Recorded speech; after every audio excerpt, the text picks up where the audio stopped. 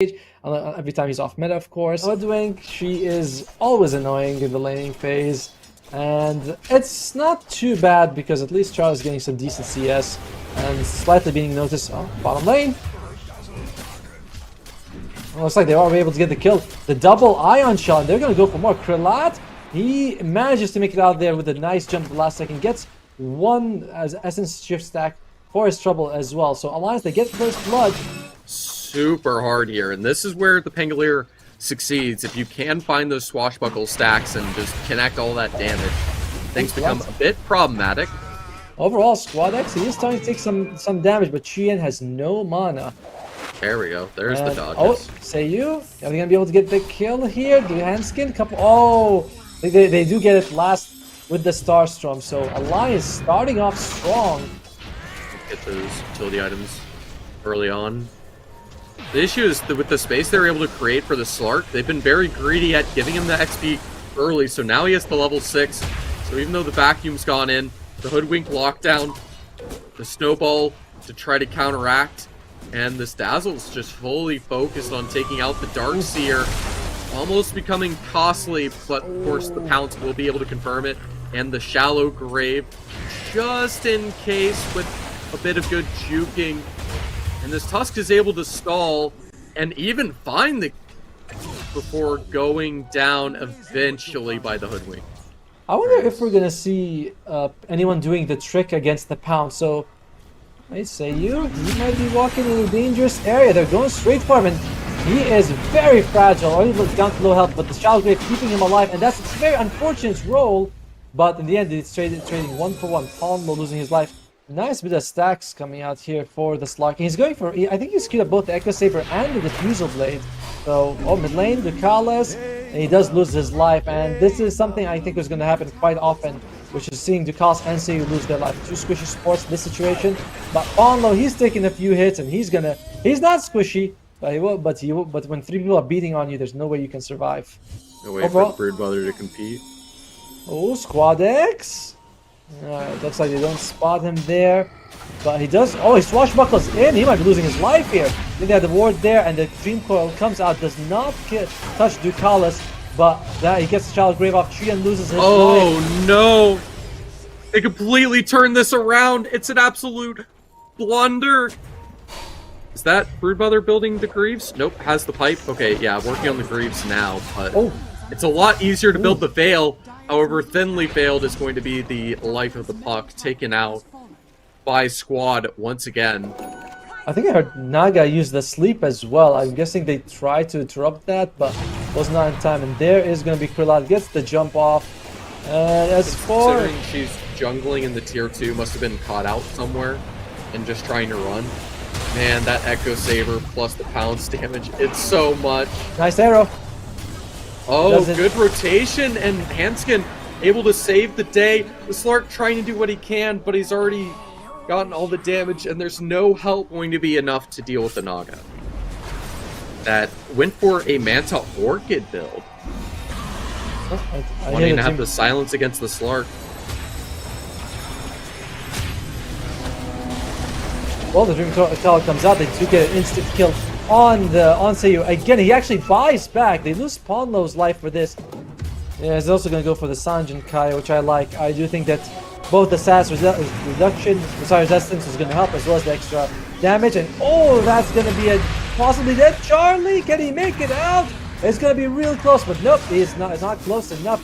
Loses his life despite the creeps. S4, he's being hunted as well. Qian goes up, gets a 2-man foil. They have the damage. They do bring down Ducales. That is going to be his dieback, but you would not care about that for your Alliance. You just lost 2 of your cores, and Paulo's gonna loses his life as well. It's good stats, and I do like the SAS resistance as well for him, just because you really need it on Qian. Oh, they're going for it. Paulo jumps in. The arrow lands, and they just kill immediately. Squad X. I didn't even the fight. That kill was too fast. Notice he's whipping himself, but he's going to need a lot more than that if he wants to get out of this. Looks like there we go. The Slark rotation coming in. Should be able to set up, actually just pounces away, just trying to use it to create the space, dedicating the Snowball on this. There's no more Spider Lings, and it's a good snipe with the orb to finish it off. You know, valuable kills on the 2 highest spawns. Like, I don't think Notes is going to be able to bring the people down. However, Krillot takes just a ton of damage, and he might be losing his life. I mean, it's worth noting, oh, perfect pounce out of there. Puck, of course, having the haste to keep up, and the song resetting. They're going to sacrifice the supports. Trying to have the Pango to help out, but of course he'll roll away, cut their losses. The Wink doing the best to keep them focused on that engagement to let the cores get away. Did the Aegis for another 2 minutes on this Naga. Sort of forced to wait it out. Because the entire deal is you're trying to trade the sustain and slowly steal the stats away from the Naga, but that's a potential, beautiful play with the mini rollout from the Pango. Able to get all those pounces, continue to land the damage, even the disarm on the Puck. And now they're trying to run away with the Tusk exposed and chasing, even the rollout still available, and now coming out late to try to chase the Murata. They should be able to get the rest out this last minute and a half, essentially passive on the Naga, holding back. Well, they decide to go for Nodes. They do land the 2-man Dream Coil, but Krillot jumps in. He's like, let me throw a nice wall being thrown up. Can they get a kill on Squad X? It's like they know Squad X is going to be able to make it out live. And this is the issue, this Slark. He's going to have all these different things, the pounce charges, the shrouds, to be able to hide. And the Naga magical AoE damage may be far more than the Slark can dish out. But she has to be able to target him, so the Slark can just bounce around, be untargetable. Arrow? She can't get this damage out, the illusions get cleared, the Dazzle gets eliminated, no extra save for the Slark. That gets a little bit too greedy and gets punished for it. It's up 30 seconds on the Aegis, and Pondo, he is hungry for more kills. Catches Seiyu as well. Oh my god, he's like saving the Wallace Punch. Looks like they are going to get a kill. Xian with the last touch needed. Now Alliance, they have 30 seconds before the Slark's up to do whatever they want to this base. The Burst Pro, they do have a glyph.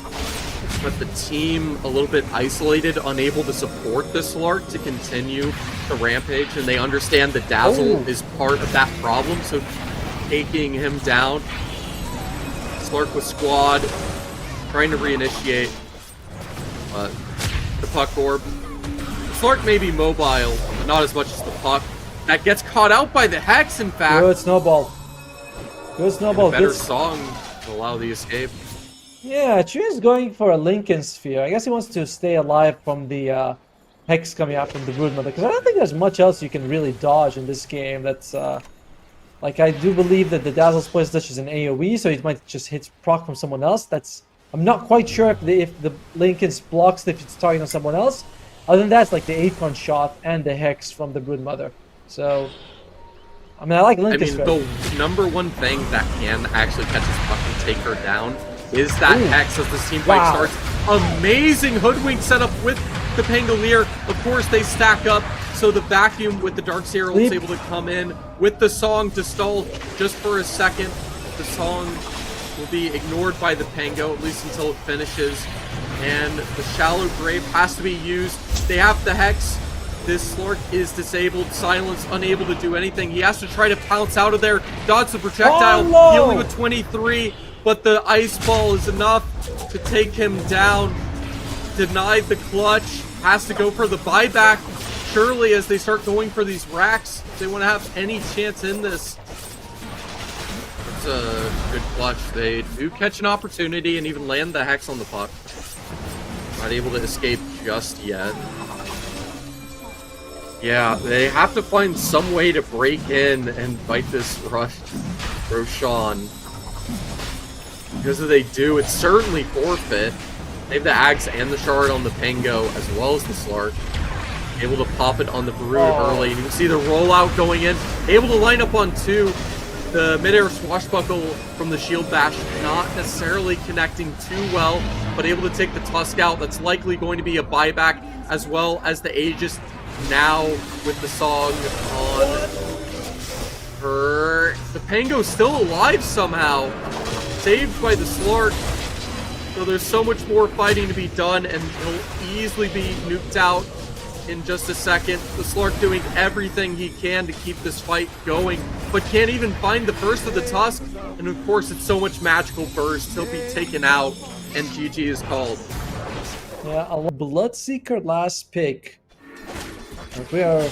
And, oh my lord, S4 is going to lose his life. Oh, that's beautiful.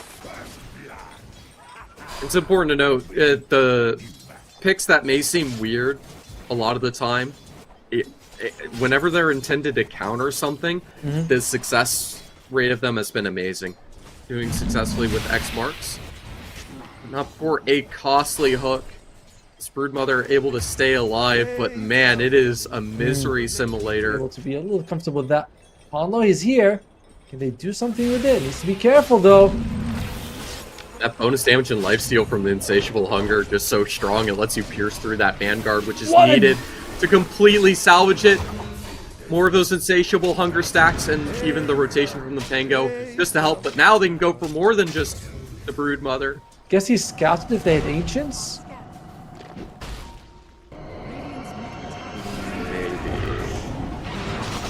Oh, but the Death Prophet, it's so nasty, but the rotation for this Pango is perfect, and that means the Bloodseeker circle locks in, and the rollout is going to lock in on this Tiny. Swashbuckle to finish him off. I guess the Broodmother's been able to do enough, especially with the Insatiable Hunger, to cause problems. Speaking of problems, yeah, he's just interested in going for the Maelstrom BKB. He's died, being able to be saved once so far. He's able to get it before the 15-minute mark. May as well. Handskin taking a bit of damage here. Can they get the kill on Seiyu? They do. Sorry, Ducalis is the one who loses his life. And Chien with the mega kill streak. I think that's 5-0 on him right now. But obviously that would never work now because people have a brain and they can say, hey, that's, you know, that's not me. Oh, meanwhile, Ducalis is going to lose his life. Global Silence comes out as well. So even though they were able to get this combo off on S4, they can't get the Dismember, and S4 is going to be fine. Chien wants to get the roll off, but nice avalanche. Interrupt. It's going to delay, but it's not going to stop it. Going in for more. They want this Kunkka, even some more if they can. The damage onto this Pudge is too much. The Bloodseeker can smell it. Just going fully dedicated for the right click, and the Rupture is going to force this Death Prophet. She can't just freely strafe around. She's stuck. She's able to get some damage in, but trying to bottom the movement means she's caught out, and it's a full team wipe for VP. How much intelligence does Handskin have stolen? Was he able to get what, 10 in that fight? Something like +8 at least. He is. God, I didn't even consider that. What comes in mind? As you can see, the Rot, it does damage, and it is able to clear out the Spiderlings, but it takes time, and they can just freely dedicate on this. Oh, the perfect telekinesis denies the CM the lift, and that's bonus Spiderlings and the +2, and they'll turn it into +4 perhaps. He is having just another really fun game. So is Ponlo, in fact. And oh, Fangolier gets to see, not able to get the roll off, but the torrent does not land. There's going to be a problem here coming out first squad. X5 is losing his life. Oh no. You know, like if they lose here, they're out. And Ducalis takes a lot of damage. And Ducalis is going to take a lot to the grave, right? No. Yep, just loses his life. That's going to be more Spiderlings any second, and they're going to use those just to cycle back with Kunkka, just throwing his ult before he's taken out to try to catch the support Hanskin, but not even that succeeds. Can they find him in time? He's probably going to TP out. Probably going to be okay. No way to catch the info, though. They can catch the Kunkka, getting Ghost Shift. Now, I'm not going to stop the Rubik from stealing some things. Just trying to play it, install the best he can, and they'll just stand around and wait. They'll happily just take their time before taking him out. So, for Virtus.pro, we have to think, what is their comeback mechanic here? And honestly, oh my god, Chien gets that kill as well. We're having an amazing game on her. That's another +2. Versatile has one opening, right? It's either that the Tiny jumps in and tosses people, or they hook them. Like, that is one thing that you have on Virtus Pro that Alliance does not. You have a lot of forced movement that you can use to get people to your side and maybe take a fight. They're gonna go for Roshan here for Alliance, and Virtus Pro, do they spot this out? Seems like they're kind of in the area. But instead they're just gonna get a kill on Pombo. Nice kill, or not actually. He's still alive. They just can't get anything. Every time it's a single kill. Instead, it's a combo of the Pango ult into the Bloodseeker circle, and no one can run because they're going to be ruptured. They're going to be slowed by the Spiderlings. But trying to catch these players out as they farm for the map control presence. That smoke's going to be popped early, and they catch the initial opening on the Pangolier, but that global silence will come in, deny them, requiring the BKB, and he's still able to roll out. And now the rest of the rotations come on in. Pangolier is going to be having fun, keeping them disabled. This Pudge is unable to do anything, taken apart by the Broodmother it was supposed to counter. It doesn't work at all. This entire team, despite the fact that it's supposed to be tanky, to have sustain, it's all melted apart. The only thing it's sustaining is a big fat L as Alliance rip them to shreds, and soon this tier 3 tower, the Rax, possibly even the Ancient, is soon to be forfeit. Oh god, they're going for Squad X, the Blade now comes out, this is going to be enough. And alright, they do get the Aegis out of the hands of Charlie. Hanskin, he's going toe-to-toe against the off-lane Death Prophet, and almost winning that exchange. Nice force staff keeping him alive. Paulo is like, you go on top, you go as well, you make it out. Lift was used by Virtus Pro. Can say that much with confidence. Oh boy, an arcane. Just throw that on whoever they want, though it looks like they'll be doing it on the Pangolier. Oh, nice hook. That's a good hook. That Rubik has been the savior for most of this Alliance team, and finally easy to kill. It was 4 to 20 for a while. That's fine. 5 to 29. It's a good kill for VP. They gotta do that about 6 more times. But hey, this is number 2 if they can get it. Oh, but again, good hook. I toss the Pudge hook to follow up. He'll just throw the global silence as he is doomed. But then you still have this Maelstrom on the Bloodseeker and even one on the Pango, I think. Yeah. You'll be able to farm some creeps with it. Oh, at least yeah. kill something. Oh yeah. You're not going to be getting anyone on Alliance. I don't think he needed the Exorcism to get creeps. Alright, noticed. But that's another good hook. Able to land some of these hooks on these supports, but even then, there's always these force staffs, even multiple in this case, unable to escape the ruptures on the Pudge. They'll be able to leave. Won't be able to say the same about this Death Prophet. Able to have a decent stall, but eliminated the Tiny, having to screech away like a tire and screech in pain indeed, as it's 23k for Alliance. They just keep building up this lead. They're not making any mistakes. Those two supports were the only thing they're giving up. As this Bloodseeker's godlike VP, they've had enough.